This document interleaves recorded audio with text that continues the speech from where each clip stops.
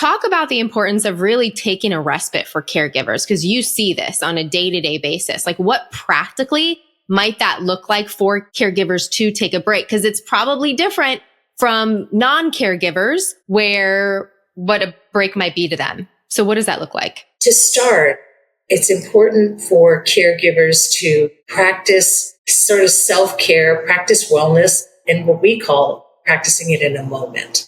And so we teach caregivers how to embrace that moment, how to have that mindful moment. And that moment could be anywhere from 10 seconds to 10 minutes. And in that time, doing that more often throughout the day. So how can you take a quick meditation for 10 minutes? And how can you productively do something to support your emotions and support your moods and support your exhaustion? Then you can kind of move to what I call delegating support. We just talked about this in our support group last night, where you go from that slave mentality, I'm a slave to caregiving, to the I'm the CEO of this caregiving journey. And as the CEO, take charge, control what's yours to control, and delegate helpers, delegate people to help. It's a journey, but we do teach that, and we do try to help caregivers to learn how they can do that in baby steps. I invite anyone to come to our sessions. They're open to the public.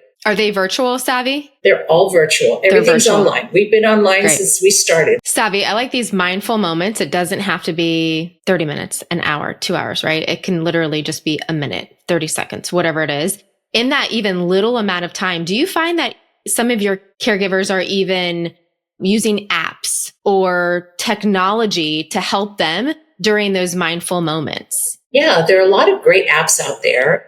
You know, I think there's one called Calm, and I'm not being paid by anybody to do that, but there's some great apps out there that help you to take that break, take that moment. It's all a mindset. It's all about the mindset that you create and that you perpetuate, right? So I know it's tough and I know it's hard when you're in the heat of it, but all of the things that I talk about were things that I wish I knew and I wish someone told me, because it would have made a difference. And even if it makes a difference for that 5 minutes, it makes a difference. Yeah. And can affect the rest of your day. Yep.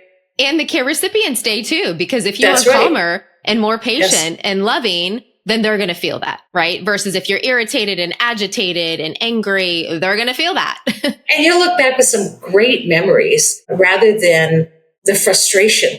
You're going to have PTSD anyway. So you're going to have those moments that were really horrible. They were just horrendous. I had yelling matches with my mother when her dementia got to a certain point.